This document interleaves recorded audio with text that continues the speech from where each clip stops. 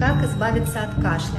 Кашель, согласно цигун и китайской медицины, возникает из-за излишнего холода или жара в легких и дыхательной системе при простуде или вирусной инфекции. Массируйте точку Ле Цюэ. Как ее найти?